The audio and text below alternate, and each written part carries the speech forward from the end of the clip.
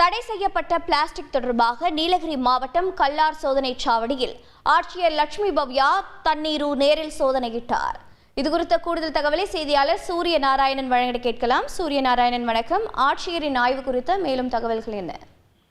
வணக்கம். நீலகிரி மாவட்டம் அரசு பேருந்துகளில் பயணிப்பவர்களிடம் தடை செய்யப்பட்ட 1 லிட்டர் வாட்டர் பாட்டில் மற்றும் பிளாஸ்டிக் பொருட்கள் கண்டறியப்பட்டால் அந்த பேருந்துகளை பறிமுதல் செய்ய வேண்டும் என தமிழக அரசுக்கு சென்னை ஹைகோர்ட் உத்தரவிட்டுள்ள நிலையில், மேலும் இதுபோன்ற கடுமையான நடவடிக்கை எடுத்தால் மட்டுமே நீலகிரியில் பிளாஸ்டிக் பயன்பாட்டை கட்டுப்படுத்த முடியும் எனவும் நீதிபதிகள் கூறியதை அடுத்து நீலகிரியில் பிளாஸ்டிக் பயன்பாடு குறித்து மாவட்ட எல்லைகளில் அதிகாரிகள் தீவிர ஆய்வு மேற்கொண்டு வருகின்றனர். இந்த நிலையில் நீலகிரி நுழைவாயிலான கல்லார் பகுதியில் வாரம் விடுமுறை தினமான இன்று நீலகிரி மாவட்ட ஆட்சித்தலைவர் லட்சுமி பவ்யா தண்ணீர் தீவிர சோதனை மேற்கொண்டார். குறிப்பாக அரசு பேருந்தில் ஏறி தீவிர பிளாஸ்டிக் தணிக்கையில் ஈடுபட்டார். 1 லிட்டர் பிளாஸ்டிக் பாட்டில் கொண்டு வந்தால் பேருந்தை பறிமுதல் செய்யும் என்ற நீதிமன்ற அறிவித்தபடி அரசு பேருந்து மற்றும் சுற்றுலா வாகனங்களில் தீவிர வாகன தணிக்கையில் ஈடுபட்டார்.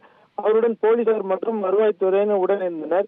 மேலும் நேற்று குன்னூர் பகுதியில் மார்க்கெட் பகுதியில் கடையாக ஏறி ஆய்வு மேற்கொண்டது குறிப்பிடத்தக்கது. உங்களுடைய தகவல்களுக்கு நன்றி சூரிய நாராயணன்.